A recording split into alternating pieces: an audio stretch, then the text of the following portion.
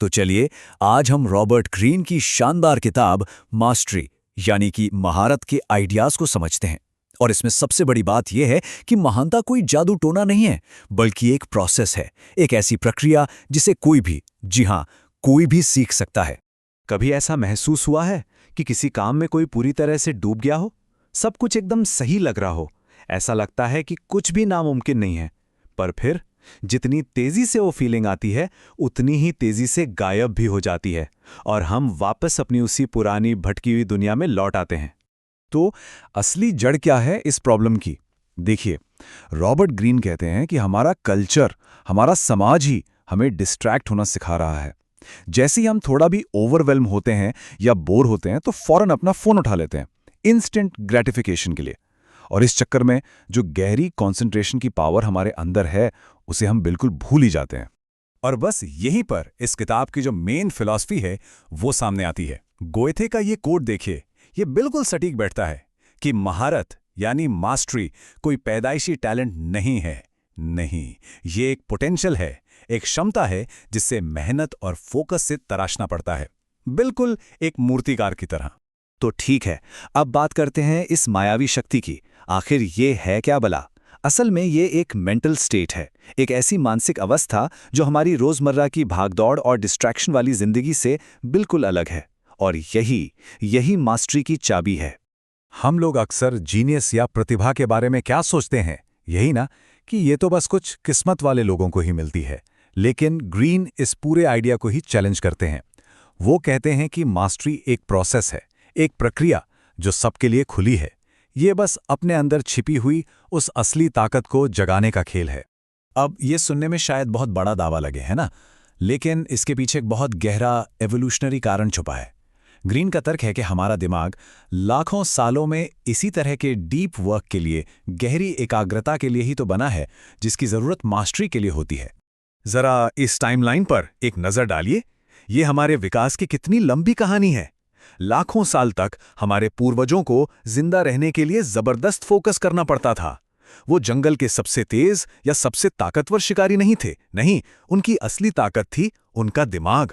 और उस दिमाग को गहरी कंसंट्रेशन के लिए ट्रेन किया गया था, सर्वाइवल के लिए। तो पॉइंट क्या है? पॉइंट ये है कि हमारा पूरा विजुअल और कॉग्निटिव सिस्टम, मतलब देखने और समझने की क्षमता, डीप फोकस के लिए बनी है। ये हमें सिर्फ सतह पर चीज़ों को देखने के बजाय उनके अंदर के पैटर्न को समझने और गहराई में जाने की ताकत देता है। मतलब दुनिया पर सिर्फ रिएक्ट नहीं करना, बल्कि उसे सच में समझना। रॉबर्ट ग्रीन यहाँ एक बहुत ही पावरफुल मेटाफर, एक रूपक का इस्तेमाल करते हैं। वो कहते हैं कि हम या तो अपने दिमाग की बनावट के साथ काम कर सकते हैं या उसके खिलाफ।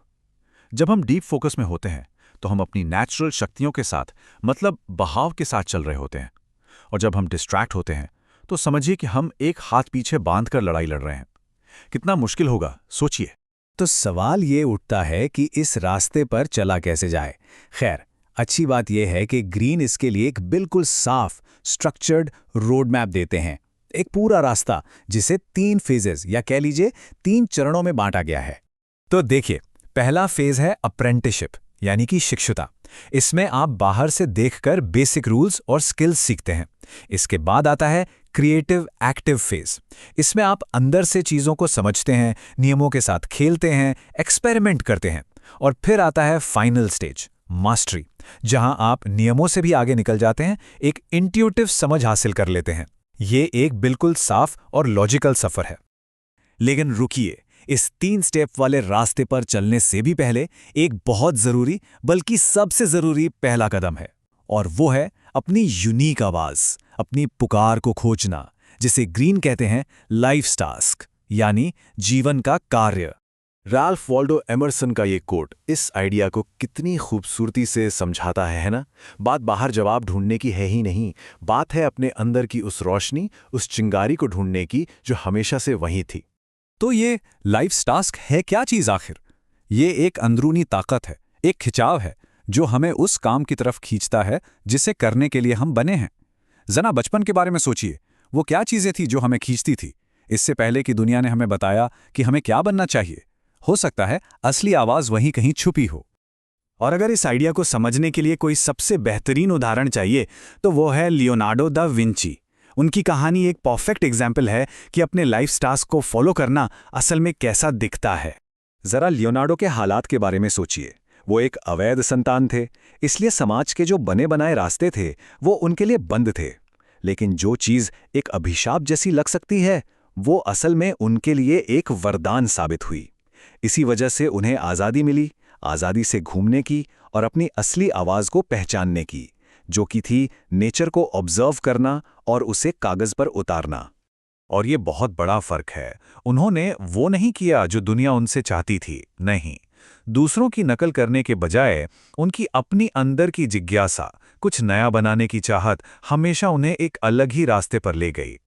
जब फ्लोरेंस में उन्हें सिस्टीन चैपल के बड़े कमीशन के लिए नज़रअंदाज किया गया, तो वो चाहते तो हार मान सकते थे, लेकिन उन्होंने ऐसा नहीं किया, बल्कि उन्होंने मिलान जाकर अपने लिए एक बिल्कुल नया रास्ता बनाया।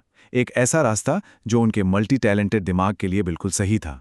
उनके लिए प्रोसेस, वो जो खोज की प्रक्रिया थी, वो फाइनल प्रोडक्ट से ज़्यादा ज़रूरी थी। तो कुल मिलाकर दा विंची की पूरी जिंदगी इस बात का जीता जागता सबूत है कि अपनी उस अंदर की आवाज के प्रति सच्चे रहने से क्या कुछ हासिल किया जा सकता है। उन्होंने अपने बचपन की उस चिंगारी को कभी बुझने नहीं दिया और उसी चिंगारी ने उन्हें इतिहास के सबसे महान जीनियस में से एक बना दिया। और ये हम सब के लिए एक बहुत बड़ा सबक है। तो ये सब हमें एक आखिरी और बहुत ज़रूरी सवाल पर लाकर खड़ा करता है। वो कौन सी आवाज़ है जिसे हम सब ने कहीं ना कहीं दबा दिया है? वो कौन सी जिज्ञासा है जिसे शायद समाज के दबाव में या डर की वजह से या प्रैक्टिकल होने के चक्कर में हम चुप कराते आ रहे हैं?